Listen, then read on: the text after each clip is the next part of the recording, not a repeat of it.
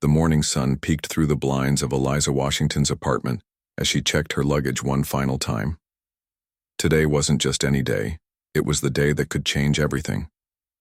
She glanced at her first-class ticket to New York, tucked safely in her leather portfolio alongside her presentation materials. After years of developing her airline management software, this meeting with potential investors could finally bring her vision to life. Eliza smoothed down her tailored navy suit and took a deep breath. At 34, she had already overcome more obstacles than most people face in a lifetime. Growing up in a small town where expectations for a young black girl rarely extended beyond the county line, she had defied every limitation placed upon her. "You've got this," she whispered to herself, a ritual before every big moment. The ride to San Francisco International Airport was quiet. Her driver, an older gentleman with kind eyes, wished her luck when he saw her checking her presentation. "Notes. Whatever you're heading to, I hope you knock 'em dead," he said with a warm smile. "Thank you. I plan to," Eliza replied, her confidence genuine but her stomach still fluttering with butterflies. The airport buzzed with its usual energy: hurried travelers, tearful goodbyes, joyful reunions. Eliza moved through security with practiced ease, her carry-on containing only essentials and her precious laptop. The boarding area for first class was less crowded, populated mostly by men in expensive suits and a few women with designer luggage.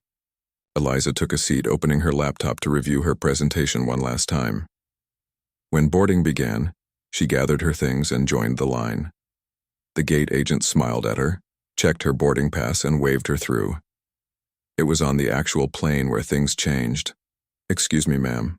A flight attendant with a tight smile stopped her as she was about to turn into the first-class cabin. "May I see your boarding pass again?" Eliza handed it over, already sensing what was coming. She had experienced this before: the doubt, the second check, the implied question of whether she belonged.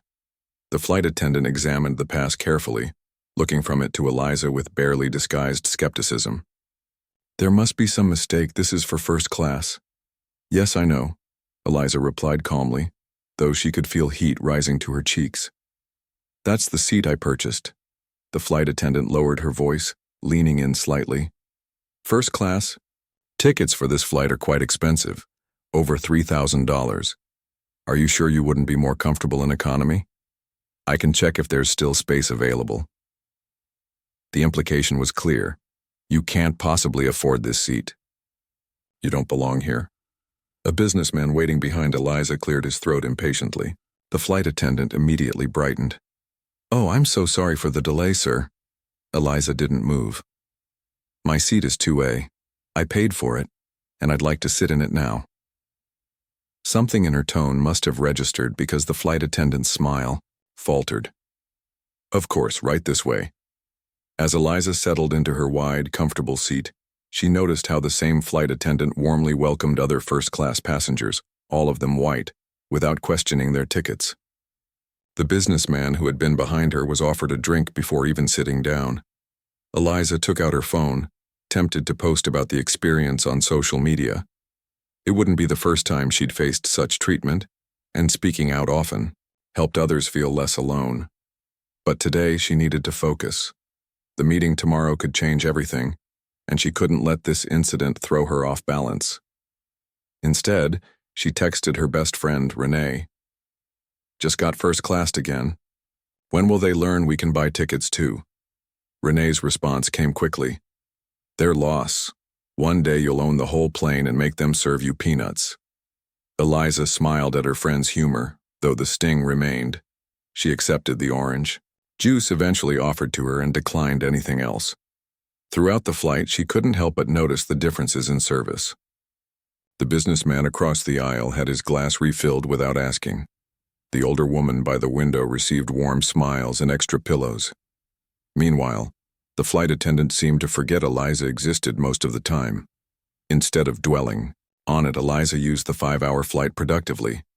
Her software, Airlift, represented years of work.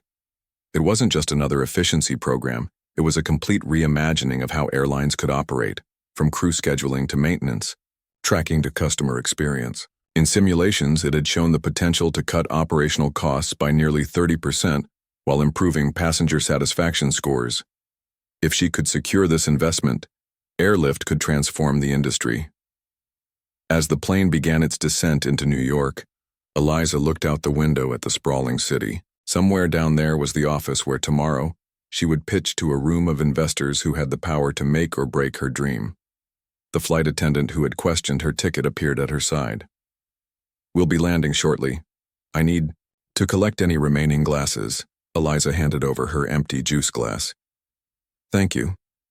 The woman hesitated, perhaps sensing the coolness in Eliza's tone. For a moment it seemed she might say something, offer an apology perhaps. Instead, she just took the glass and moved on. After landing, Eliza waited patiently as first-class passengers were invited to deplane first. As she walked through the terminal, she couldn't shake the feeling that today's experience was somehow significant, more than just another frustrating incident to file away. The hotel was only a short ride from the airport. Eliza checked in, grateful for the quiet efficiency of the front desk staff who didn't question her reservation for one of their better suites. In her room, she laid out her clothes for tomorrow's meeting. Another suit, this one charcoal gray with subtle pinstripes, chosen to project competence and seriousness without being flashy. She ordered room service, reviewed her presentation one more time, and then called Renee for their traditional pre-big meeting pep talk. "How are you feeling?" Renee asked. "Ready," Eliza replied. "The software works, the numbers are solid. All I need to do is make them see what I see." "And what's that?" Eliza paused, considering. "The future.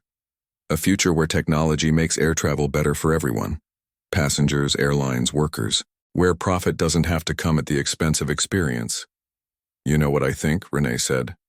"I think that flight attendant did you a favor." "How do you figure that?" "Because tomorrow, when you walk into that room full of investors, you'll remember how it feels to be underestimated, and you'll use that feeling to fuel the best pitch they've ever seen." Eliza smiled. Renee always knew exactly what to say. "You're right. Being underestimated has gotten me this far. Why stop now?" After they hung up, Eliza stood by the window looking out at the New York skyline illuminated against the night sky. The encounter on the plane was still fresh in her mind, but now instead of anger or hurt, she felt something different. Determination. Resolve. One day, she thought, recalling Renee's text, I really might own the whole plane. She didn't know then how prophetic those words would prove to be. She couldn't have imagined that this slight, this small everyday indignity, would set in motion a chain of events that would reshape not just her life but an entire industry. For now, though, she focused on tomorrow, on the pitch. On the first step. Eliza reviewed her notes one last time, then set her alarm and prepared for bed. As she drifted off to sleep, fragments of her presentation mixed with memories of the flight attendant's doubtful face. In her dreams, she was flying not as a passenger but as something more, something bigger. When she woke the next morning, the dream had faded, but the feeling remained. Today wasn't just about securing funding for her software. It was about claiming her place in a world that too often questioned whether she belonged.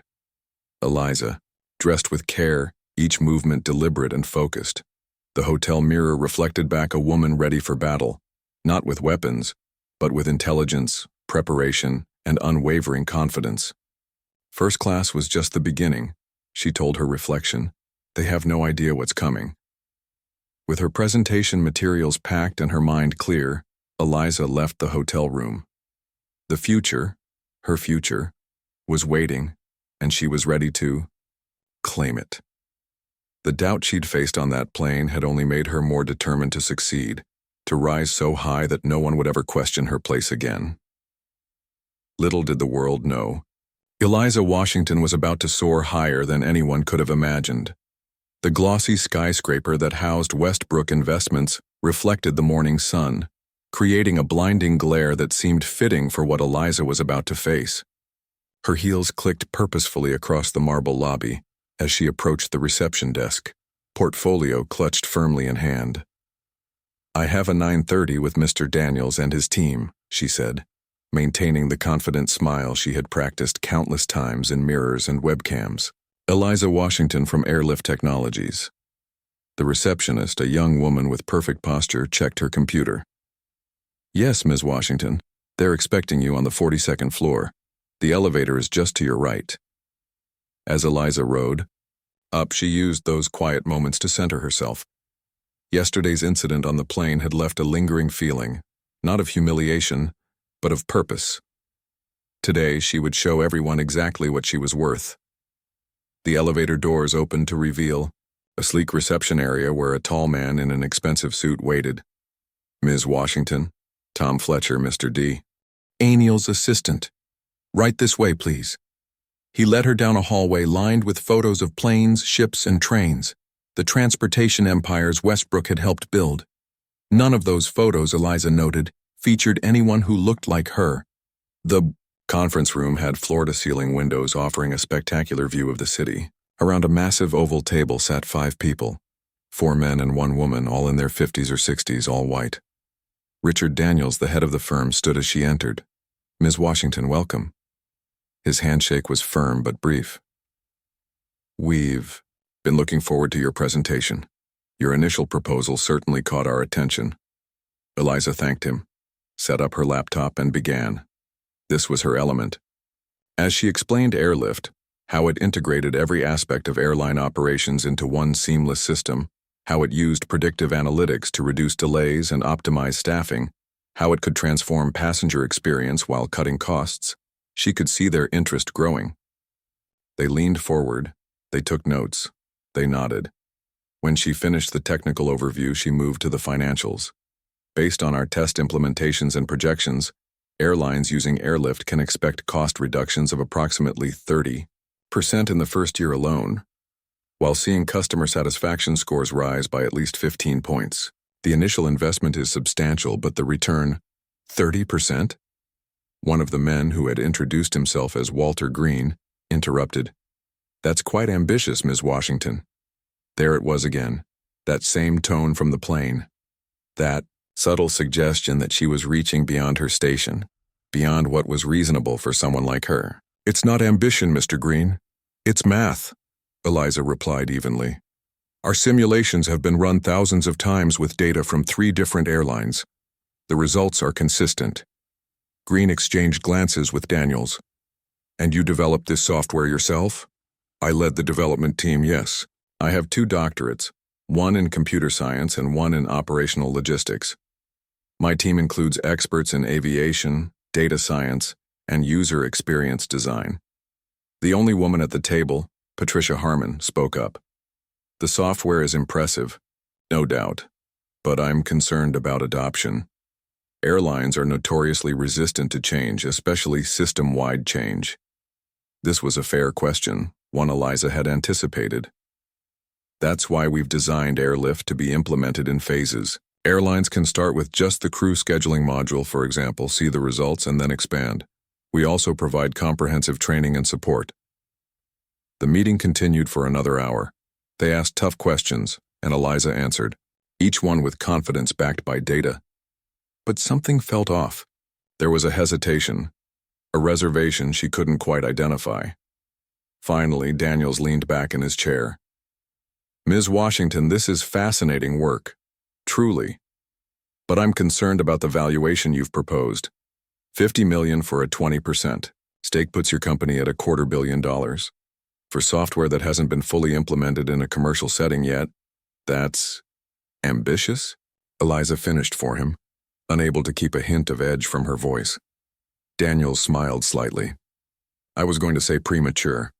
We'd be more comfortable in the 15 to 20 million range for that same stake. Eliza felt her heart sink. That valuation would barely cover her development costs and would leave nothing for the full-scale launch she needed. It was a lowball offer, one that undervalued years of work and innovation. I understand your caution, she said carefully.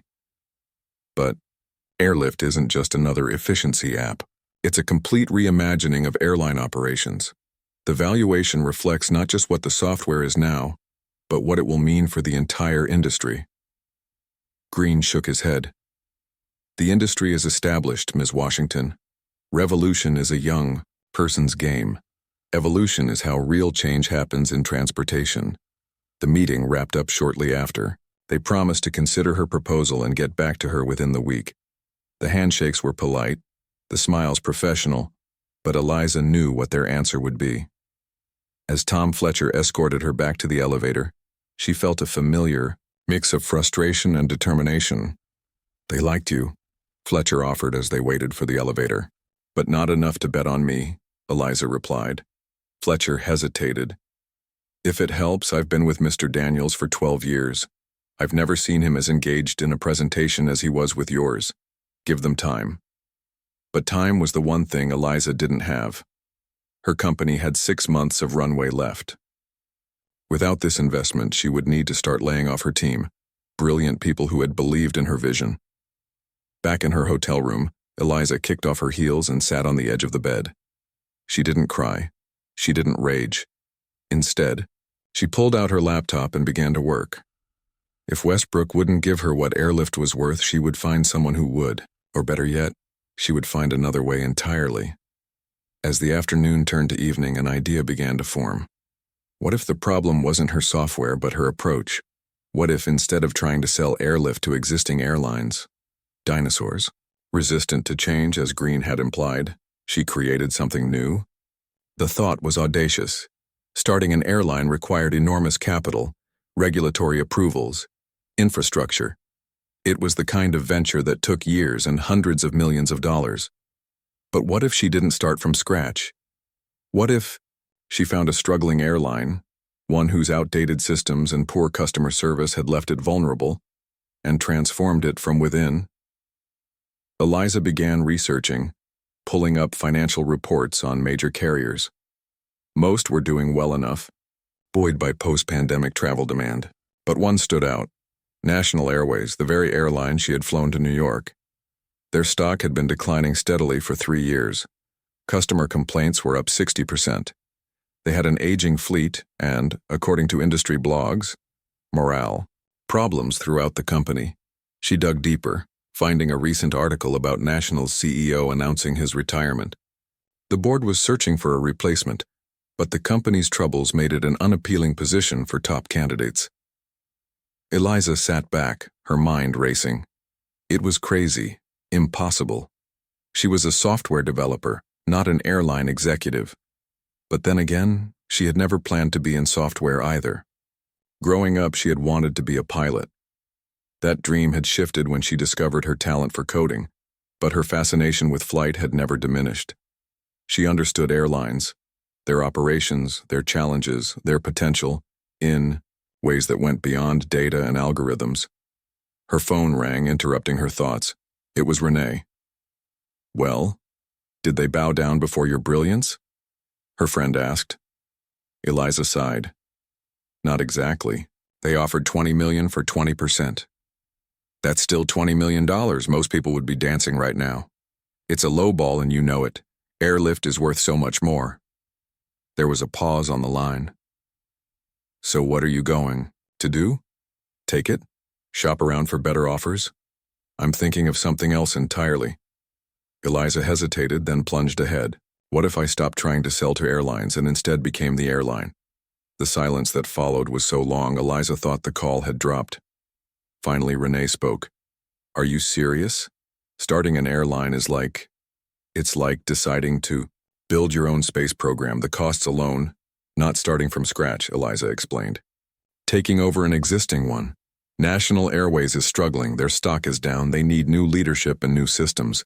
Exactly what I can provide." "With what money?" "You just said Westbrook wouldn't give you the investment you need. There are other investors. And if I can prove the concept with my own company first, show real results instead of just projections, the big money will follow." Renee sighed. "This is why I love you. You get knocked down and immediately start planning how to build a ladder. But Eliza, be careful. This is a massive pivot." After they hung up, Eliza continued her research until well past midnight. The more she learned about National Airways, the more convinced she became. Their problems weren't just operational, they were cultural. From flight attendants who treated certain passengers with suspicion to a corporate structure that stifled innovation, the airline was a case study in how not to run a modern transportation company.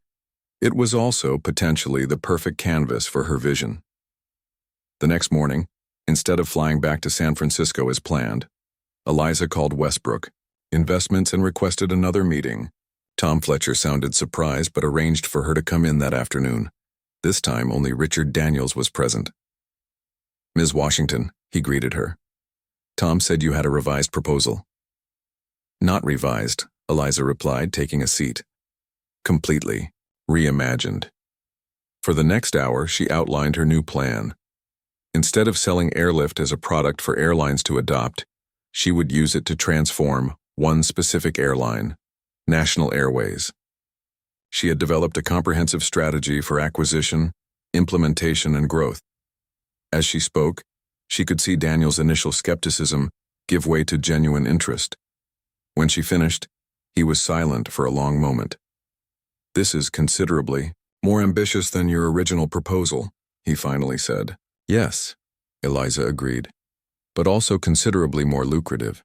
Instead of selling a tool that might save airlines money, we'd be creating an airline that redefines the industry standard.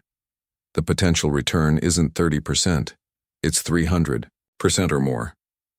And you believe you can run an airline? With no execute? Have experience in the industry?" Eliza met his gaze steadily. "Mr. Daniels, I've spent my entire life being told what I can't do, what I can't afford, where I don't belong. Yesterday, a flight attendant on National Airways suggested I was in the wrong cabin because I couldn't possibly have paid for a first-class ticket. What I've learned is that the people who underestimate me are usually the ones most surprised by what I achieve." Daniels sat back. "That's quite a speech, Ms. Washington. But I'm not interested in inspirational stories. I'm interested in returns on investment." "Then look at the numbers." Eliza pushed her tablet toward him. "Look at what airlift can do for National's operating costs. Look at their current market position and where they could be in 2 years with the right leadership and technology. This isn't about my personal journey. It's about recognizing an extraordinary opportunity that others have missed." By the time she left Westbrook that afternoon, nothing was decided. Daniels had promised to consider her new proposal and discuss it with his partners, but Eliza left with something she hadn't had before: hope. As she walked through Central Park, letting the September sunshine warm her face, she felt a strange sense of peace. Whether Westbrook backed her or not, she had found her path forward. Somehow, someway, she would transform National Airways, not just to prove a point to one dismissive flight attendant, but to create the kind of air travel experience she had always believed was possible. Her phone buzzed with a text from Fletcher. "He's intrigued, really intrigued. Don't book your return flight yet." Eliza smiled. The journey ahead would be challenging, perhaps even more difficult than anything she had faced before. But for the first time since stepping onto that plane to New York, she felt like she was exactly where she belonged, on the cusp of something extraordinary. The conference room at Airlift's headquarters buzzed with nervous energy. 3 years had passed since that fateful flight and the meetings in New York, and everything had changed. Eliza stood at the window, watching the San Francisco fog roll in as her team settled around the large table. "They're running late," said Thomas, her chief financial officer, checking his watch for the 3rd time in 5 minutes. "They're making us wait on purpose," replied Renee, who had left her job as a marketing executive to join Airlift 2 years ago. "It's a power move." Eliza turned from the window. "Then we'll use the time to review. One last time." The journey to this moment had been far from smooth. Westbrook Investments had eventually backed her, but not at the level she'd hoped for. Richard Daniels had been intrigued by her vision, but unwilling to fully commit to what he called her airline takeover fantasy. In the end, they had invested $25 million for a 15% stake in Airlift, enough to keep her software company running and growing, but nowhere near enough to acquire an airline. Instead of being discouraged, Eliza had doubled down on making Airlift the best airline management system in the world. She expanded her team, refined the software, and began signing smaller regional airlines as clients. The results exceeded even her own projections. Airlines using airlift saw operational costs drop dramatically while customer satisfaction soared. Word spread. More clients signed on. Airlift became profitable in its second year, and by the third, it was the talk of the industry. The software that major carriers had initially dismissed was now transforming their competitors, forcing everyone to take notice. Through it all, Eliza never forgot her ultimate goal. She kept careful track of National Airways, watching as their troubles deepened. Their stock continued to fall. They cut routes, laid off staff, and still couldn't stem the losses. Just 6 months ago, they had announced they were exploring strategic options, corporate speak for looking to be acquired. That was when Eliza had made her move. "Let's go through the numbers one more time," she said to her team now. "National's current market cap is?" $4.2 billion, Thomas replied promptly. "Down from $11 billion 3 years ago. And our offer is?" $5 billion, which is a 20% premium over their current trading price. Financing is secured through a consortium led by Westbrook, with additional backing from Horizon Venture Partners and Clear Sky Capital. Eliza nodded. After proving Airlift's value, investors had been far more receptive to her bigger vision.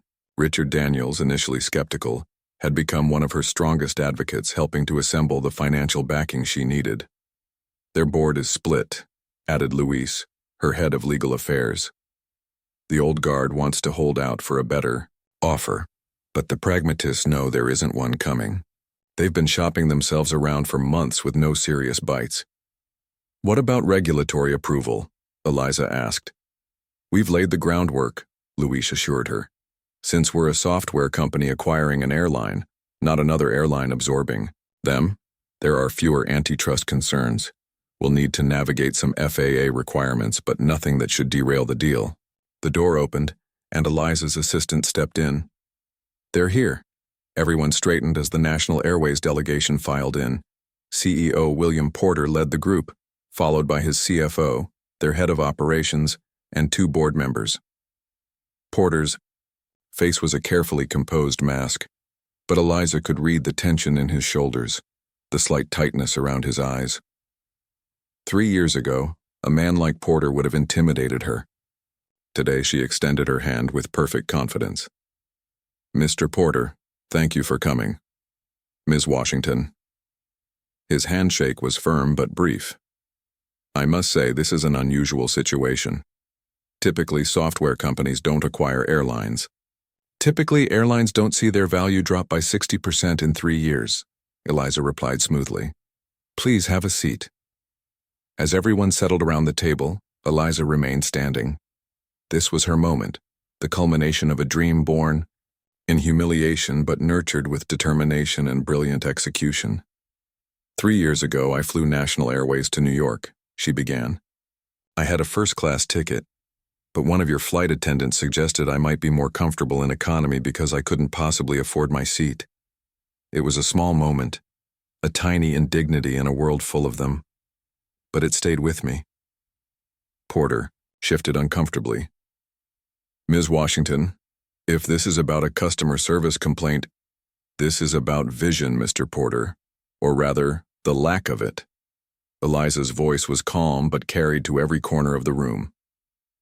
"That incident wasn't an isolated problem. It was a symptom of a corporate culture that has failed to evolve, failed to see the changing world around it, failed to value every customer equally." She pressed a button, and the wall screen came to life, displaying a graph showing National's declining customer satisfaction scores over the past 5 years. "While you've been losing altitude, we've been soaring." Another button press, another graph, this one showing Airlift's growth. "Our software has transformed 6 regional airlines and 2 international carriers. On average, our clients have seen a 28% reduction in operational costs and a 17-point increase in customer satisfaction scores." For the next 30 minutes, Eliza and her team presented their vision for National Airways under Airlift leadership. They detailed the technological overhaul, the cultural transformation, the renewed focus on customer experience regardless of ticket class or customer background. When they finished, Porter leaned forward. This is all very impressive, Ms. Washington. But what makes you think you can run an airline? Software is one thing. Managing aircraft crews, regulatory compliance, that's quite another. It was the question Eliza had been waiting for. You're absolutely right, Mr. Porter. Which is why we've assembled a transition team of industry veterans, including your former VP of Operations, David Chen, and the widely respected former CEO of Pacific Air, Linda Torres. They'll help guide the integration while we implement the systems that have already proven successful with our other airline partners. Porter's surprise was visible. Chen had left National 2 years ago after repeated clashes with Porter over modernization efforts. Torres was a legend in the industry, known for turning around struggling carriers. You've been busy, he said finally. I've been preparing, Eliza corrected. This isn't a hostile takeover, Mr. Porter. It's a rescue mission. National Airways was once a great airline. It can be again with the right technology and the right culture. The meeting continued for another hour, diving deep into financials, integration plans, and regulatory considerations. By the end, even the most skeptical members of the national team were engaged, asking thoughtful questions rather than raising defensive objections. As they were preparing to leave, Porter hung back. When they were alone, he turned to Eliza. Off the record. Do we have any choice here? If we reject your offer? Eliza met his gaze steadily. There's always a choice, Mr. Porter. But according to our analysis, National has 18 months of runway left before you'll face bankruptcy. No other serious buyers have emerged, and your shareholders are getting restless. He nodded slowly. That flight attendant, the one who questioned your ticket. What happened to her? I don't know her name. I never filed a complaint. Why not? Eliza considered the question. Because it wasn't about her, not really. She was just reflecting the culture she worked in. And culture comes from the top. Porter absorbed this, then extended his hand again. I'll bring your offer to the board with, I recommend a Tian that we accept. After the national team left, Eliza's staff erupted in cheers and congratulations. Champagne appeared from somewhere. Toasts were made. But amidst the celebration, Eliza found herself drawn back to the window, looking out. At the city below, Renee joined her there. You did it. You actually did it. Not yet, Eliza replied. The board still has to approve. Regulators have to sign off. There's a long way to go. But they will. You know they will. Renee smiled. So how does it feel? Knowing you're about to own the airline that thought you couldn't afford a first-class seat? Eliza surprised herself with her answer. It feels like responsibility. All those people, pilots, flight attendants, ground crew, mechanics, their livelihoods will depend on us getting this right. Always looking forward, never basking in the moment. Renee shook her head with fond exasperation. Take tonight, at least, to celebrate. Tomorrow you can start worrying about all the people who are about to work for you. The next few weeks were a whirlwind. National's board approved the deal after a tense but ultimately decisive vote. Regulatory reviews began. Integration planning kicked into high gear, and the media caught wind of the story. Tech entrepreneur to acquire struggling airline read the headlines. Business networks clamored for interviews. Industry analysts debated whether a software company could successfully run an airline, with opinions sharply divided. Through it all, Eliza maintained her focus. She met with National's executive team, many of whom were understandably anxious about their futures. She talked with union representatives, assuring them that while changes were coming, mass layoffs were not part of the plan. She began recruiting top talent from across the industry for key positions. 3 months after that initial meeting, Eliza stood in the same conference room, this time facing a video wall displaying the faces of the regulatory committee that would decide the fate of the acquisition. Ms. Washington, said the committee chair, a serious woman with silver hair, the panel has reviewed all materials submitted by both Airlift Technologies and National Airways regarding the proposed acquisition. We've considered potential impacts on competition, consumer choice, and industry stability. Eliza held her breath. This was the final hurdle. While this represents an unusual transaction structure, we find no basis to block it on regulatory grounds. The acquisition is approved, subject to the conditions outlined in our formal response. The call ended. For a moment there was silence in the room. Then Thomas whispered, "We did it. We actually did it." Eliza felt a wave of emotions: relief, excitement, fear, and something deeper, harder to name. Vindication, perhaps, or simply the satisfaction of having proven once again that the limitations others placed on her had no bearing on what she could achieve. The formal announcement went out that afternoon. By evening, Eliza's phone was buzzing constantly with congratulations, interview requests, and messages from national employees, both anxious and hopeful about the future. One email caught her attention, from Richard Daniels at Westbrook. "3 years ago you told me this was your plan. I didn't believe you could do it. I've never been happier to be proven wrong. Congratulations on making history." Later that night, alone in her apartment, Eliza finally allowed herself a moment of reflection. She thought about that flight, about the look on the flight attendant's face when she questioned whether Eliza belonged in first class. She thought about all the rooms she'd walked into where people assumed she wasn't qualified, wasn't prepared, wasn't enough. Tomorrow, the real work would begin, the complex, challenging process of transforming a struggling airline into the industry leader she knew it could become.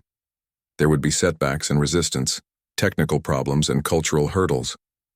But tonight, Eliza Washington, the woman once told she couldn't afford a first-class seat, allowed herself to savor the knowledge that she now owned the entire airline, not just the seats but the planes, the routes, the future, and she was just getting started.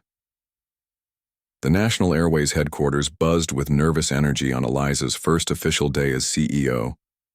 The massive glass and steel building that had once intimidated her now belonged to her company. As she walked through the lobby, employees stopped to stare, some whispering behind their hands, others offering tentative smiles. "Ready for this?" Renee asked, walking beside her.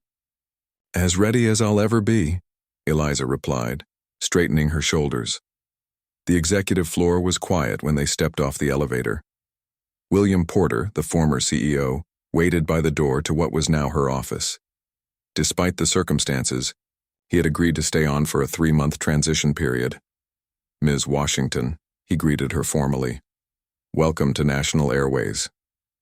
"Thank you, Mr. Porter." She extended her hand, which he shook briefly. "I appreciate your willingness to help." With the transition, he nodded stiffly. "The boardroom is prepared for your first all-hands leadership meeting. Everyone is waiting." The boardroom fell silent when she entered. 20 pairs of eyes, belonging to National's executive team and her own leadership from Airlift, turned to her. Some faces showed curiosity, others skepticism, a few outright hostility. Eliza took her place at the head of the table. "Good morning, everyone. Today marks the beginning of a new chapter for National Airways. I know there are questions, concerns, and probably some rumors floating around. Let's address them directly." For the next hour, she outlined her vision. National wouldn't just implement Airlift's software, it would undergo a complete transformation in how it operated, how it treated employees, and most importantly, how it served customers. "Our goal isn't just to save this airline," she said. "It's to redefine what air travel can be. Every passenger, regardless of what they paid for their ticket or what they look like, deserves respect and excellent service." When she finished, she opened the floor for questions. The first came from National's head of operations, a man who had been with the airline for nearly 30 years.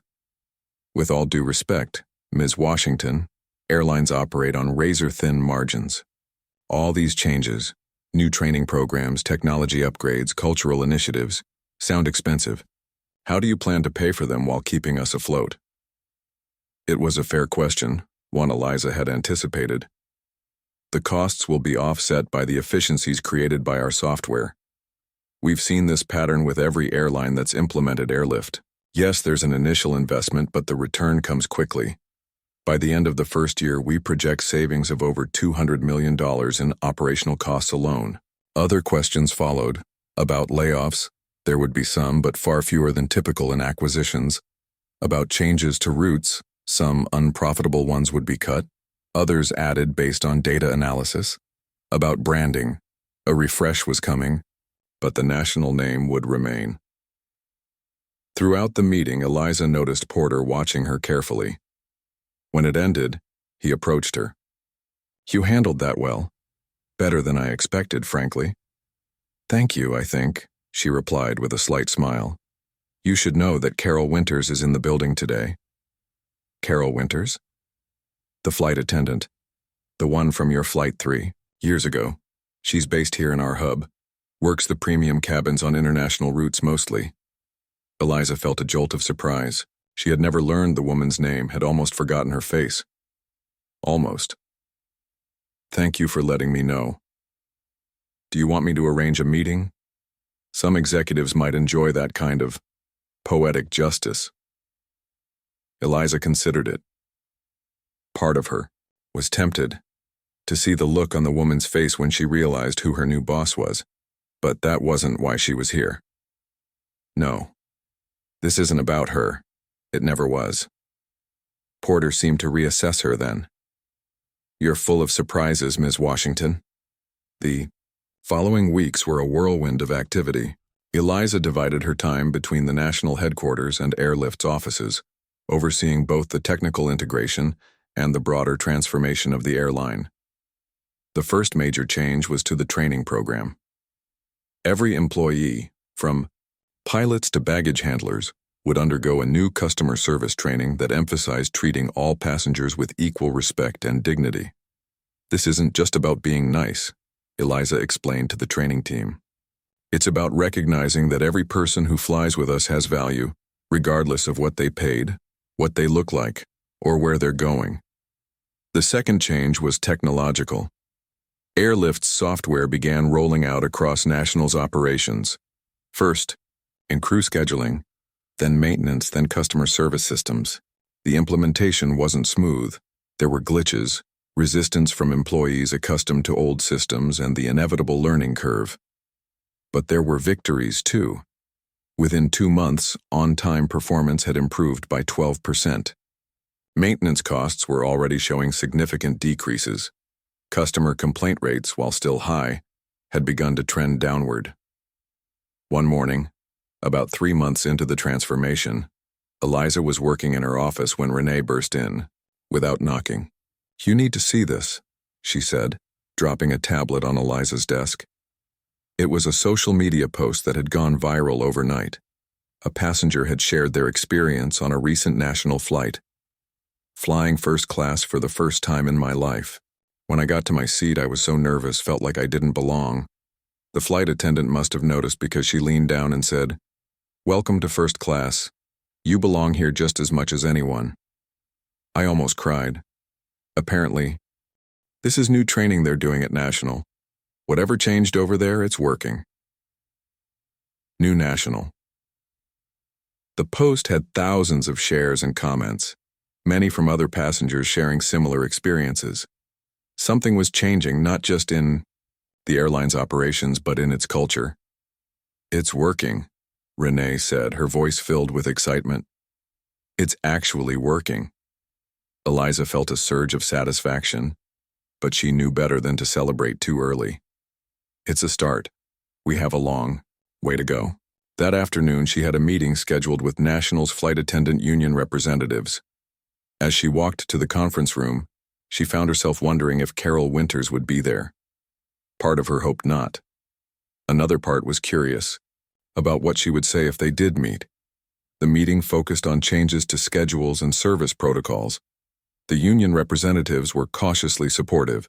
The new systems were creating more predictable schedules, a major improvement for crew quality of life. But they had concerns about increased expectations around customer service. "Some of our members feel like they're being asked to be therapists as well as safety professionals," said one representative, a veteran flight attendant named Diane. "All this talk about passenger dignity and belonging, it's not that we disagree, but it's a lot of emotional labor on top of everything else we do." Eliza listened carefully. "That's a valid concern. We're not asking flight attendants to be therapists. We're asking for awareness that a kind word or gesture can make an enormous difference to someone's experience. But you're right, that takes energy.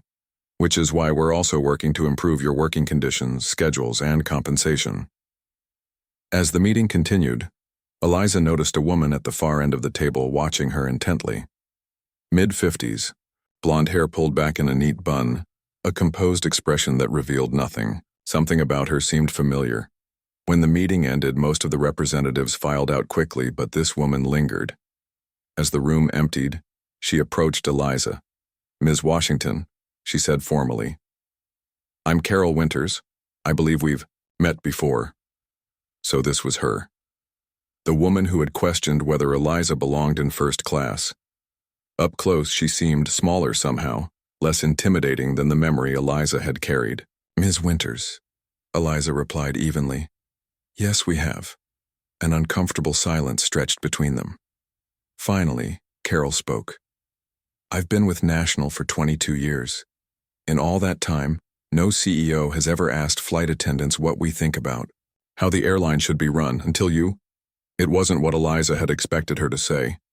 "The people who interact with our passengers every day have insights no executive sitting in an office can have. It would be foolish not to listen to you." Carol seemed to be studying her, looking for something in Eliza's face. "You're not what I expected." "What did you expect? Someone who bought an airline out of spite? Someone looking for revenge?" Eliza shook her head. "That's not why I'm here." "Then why are you here? You could have sold your software to airlines around the world, made a fortune without all this." Carol gestured to indicate the building, the airline, the enormous challenge Eliza had taken on. It was a question Eliza had asked herself many times over the past months. Because software alone can't fix what's broken in air travel. The problems go deeper than inefficient systems or outdated technology. They're about whose comfort matters, whose time is valuable, who belongs where. Something shifted in Carol's expression. "I don't remember you, you know, from that flight. I've tried since I heard the story, but I fly so many routes, see so many faces." "It doesn't matter," Eliza said, and she was surprised to realize she meant it. "What matters is what we do now." As she walked back to her office, Eliza felt oddly lighter. The encounter with Carol hadn't gone as she might have imagined, but it had clarified something important. This transformation wasn't about one flight attendant or one bad experience. It was about building something better. 6 months into the acquisition, National Airways unveiled its new branding. The old logo, a dated design that had barely changed since the 1980s, was replaced with a sleek modern insignia that maintained the airline's heritage colors, but with a fresh perspective. New uniforms were introduced for all customer-facing staff, designed for both professionalism and comfort. More importantly, the airline launched its new service philosophy. "You belong here." The phrase appeared on everything from napkins to boarding passes, backed by concrete changes in how the airline operated. Gone were the rigid class distinctions that had once defined the national experience. Yes, first class still offered better seats and more amenities, but every passenger was treated with the same level of respect. The mysterious upgrade system, once opaque and seemingly arbitrary, became transparent. Loyalty was rewarded consistently, not capriciously. The changes weren't just cosmetic. Airlift's software was now fully implemented across National's operations. Delays decreased. Maintenance issues were caught earlier. Crew schedules became more humane. Customer satisfaction scores began a steady climb. Not everything went smoothly. There was resistance from some long-time employees who resented the changes. A few high-profile technical glitches created PR headaches. Competitors tried to poach National's business customers by spreading rumors about instability during the transition.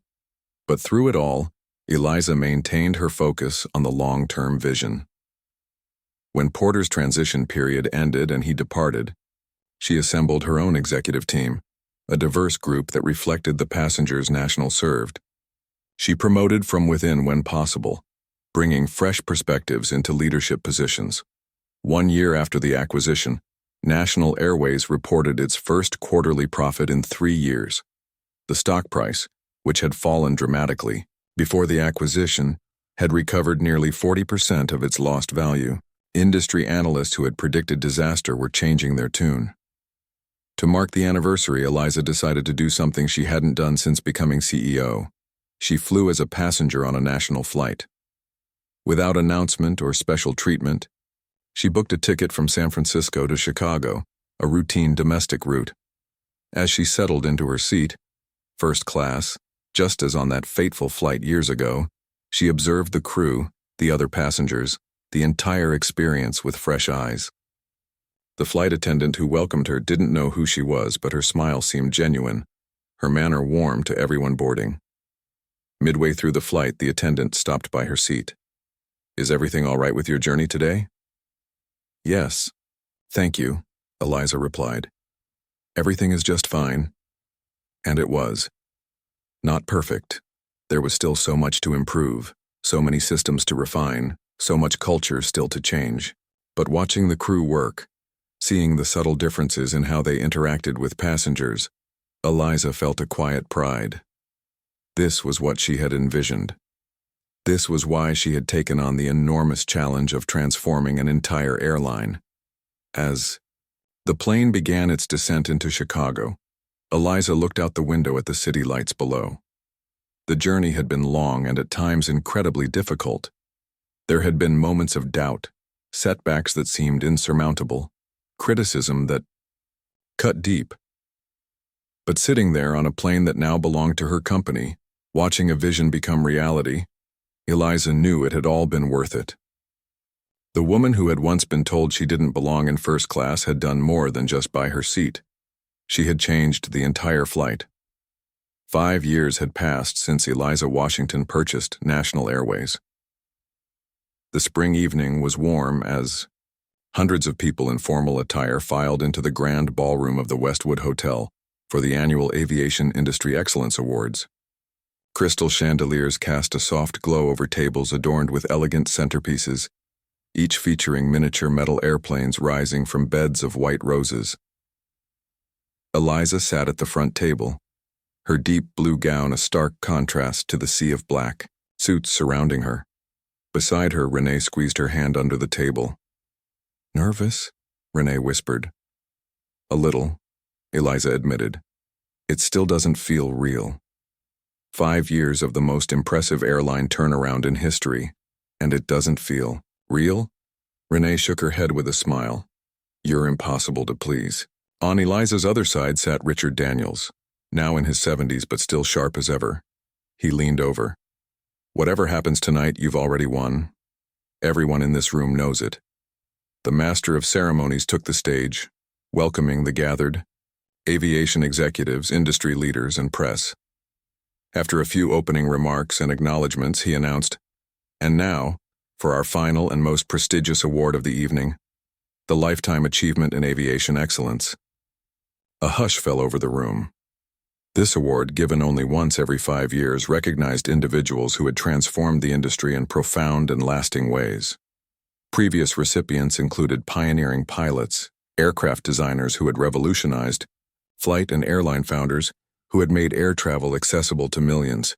This year's recipient, the MC continued, has accomplished something many thought impossible.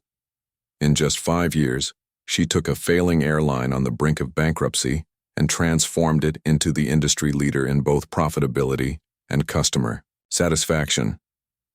But more than that, she changed how we think about air travel itself, who it serves, how it operates, and what it means to create an inclusive experience for all passengers. Eliza's heart raced as the MC continued.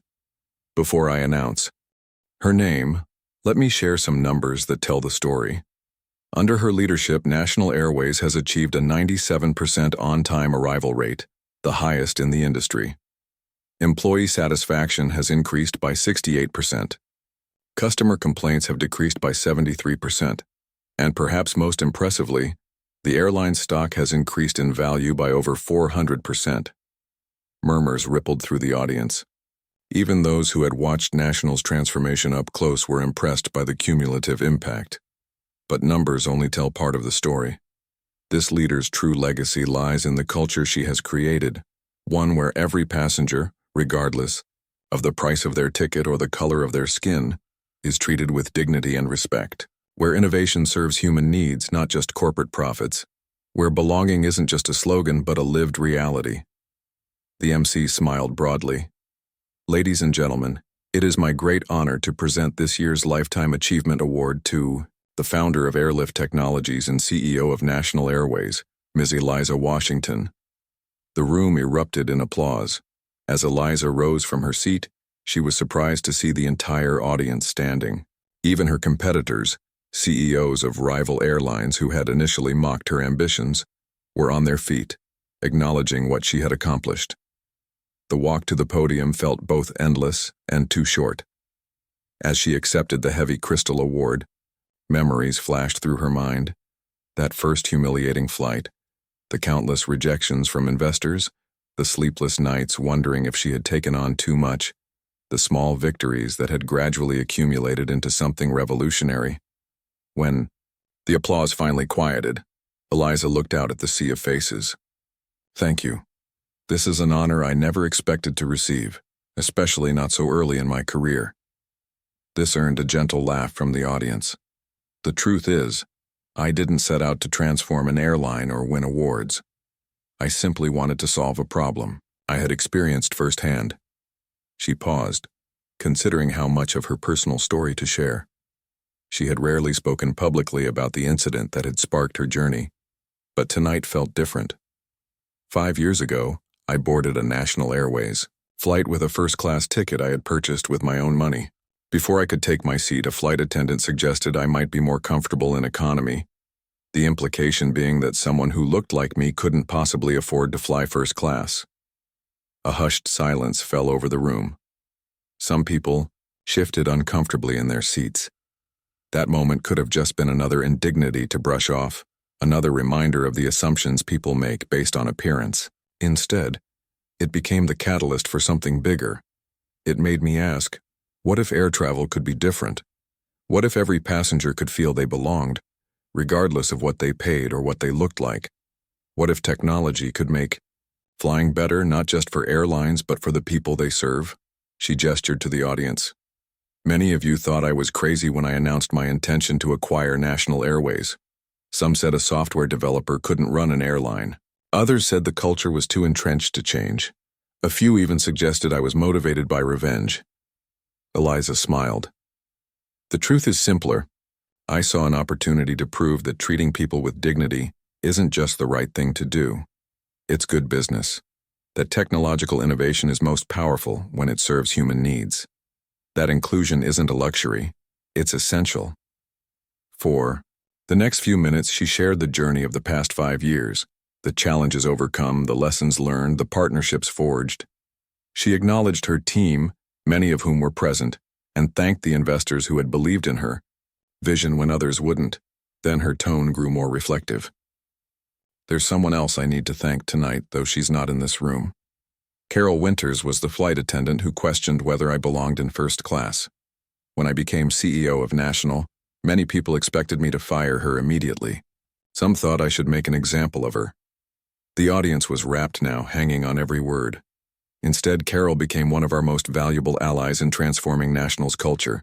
She joined our training team using her own experience to help other flight attendants recognize and overcome their biases.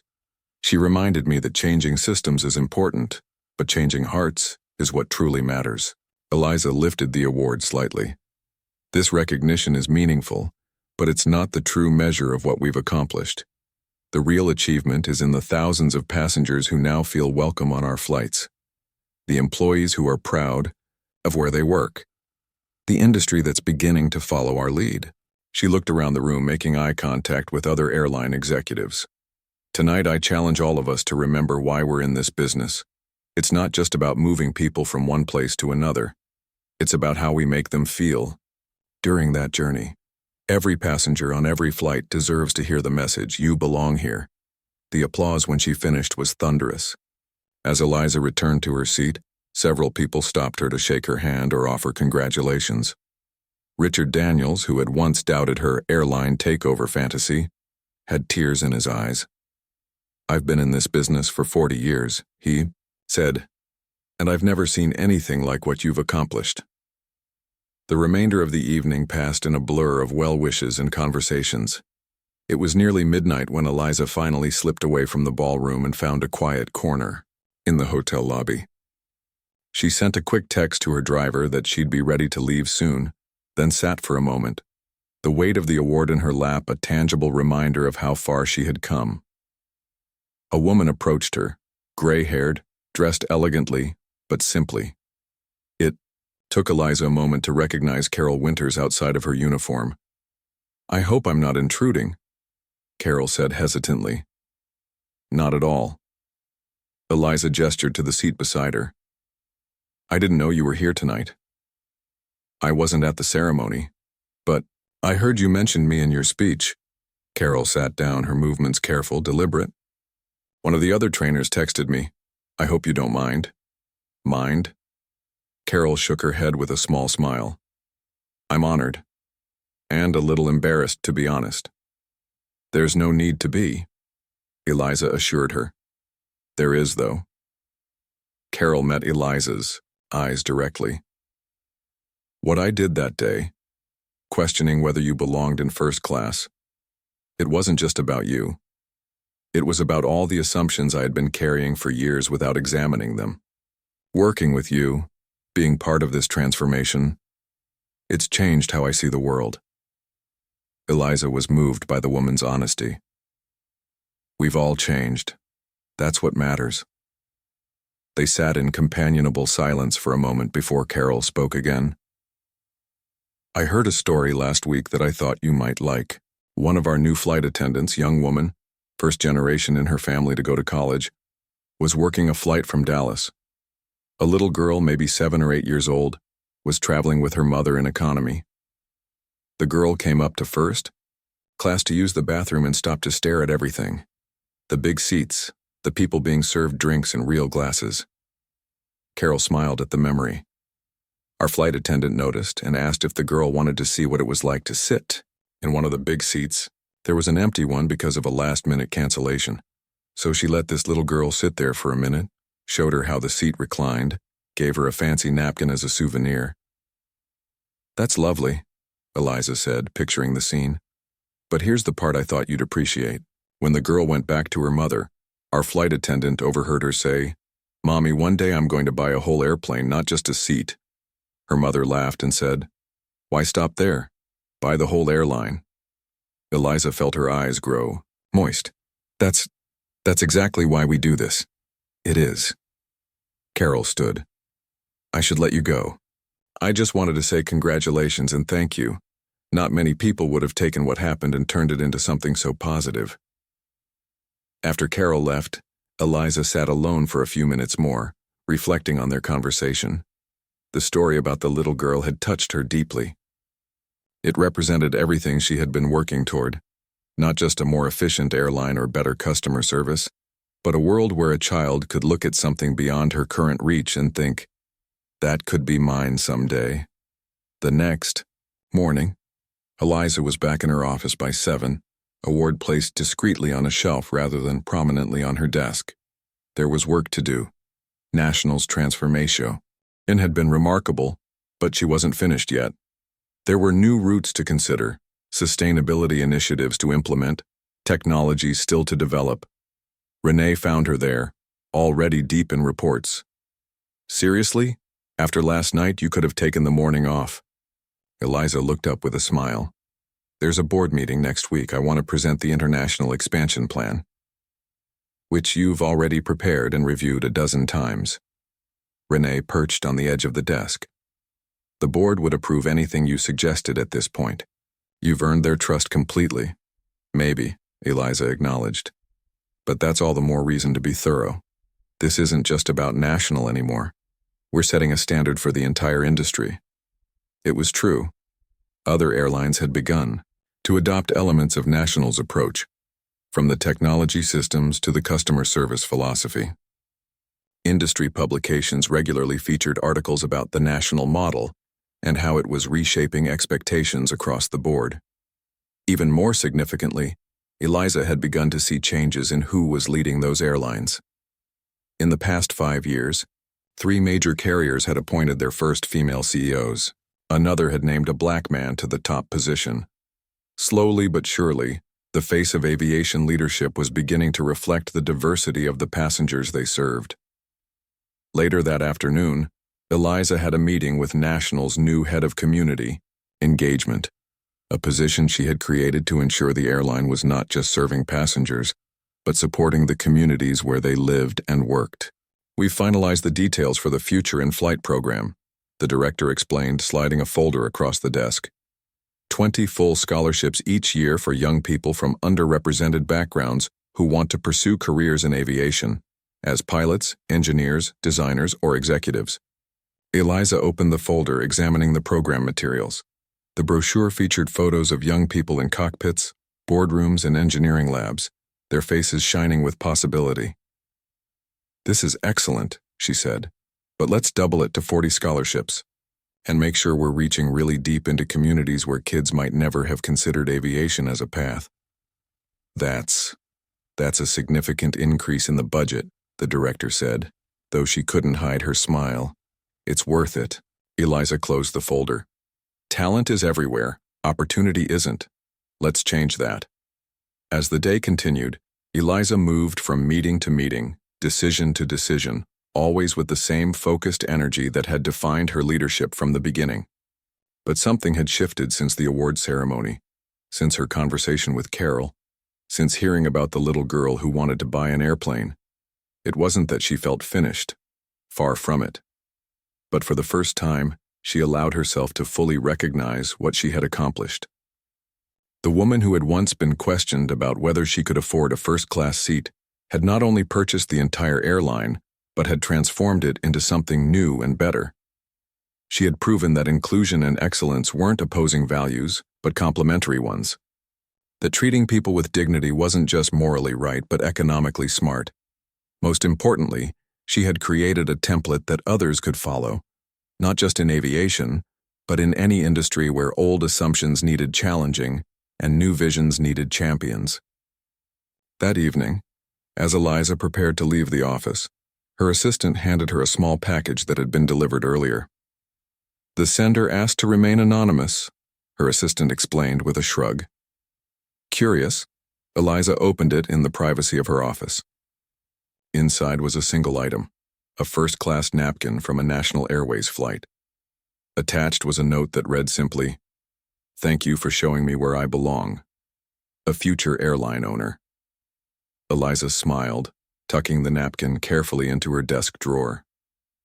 Tomorrow there would be more challenges to face, more barriers to break, more opportunities to create. But tonight she would savor this moment, this simple reminder that her journey had never really been about proving others wrong. It had been about making sure that everyone, regardless of who they were or where they came from, could look up at the sky and think, "I belong there too."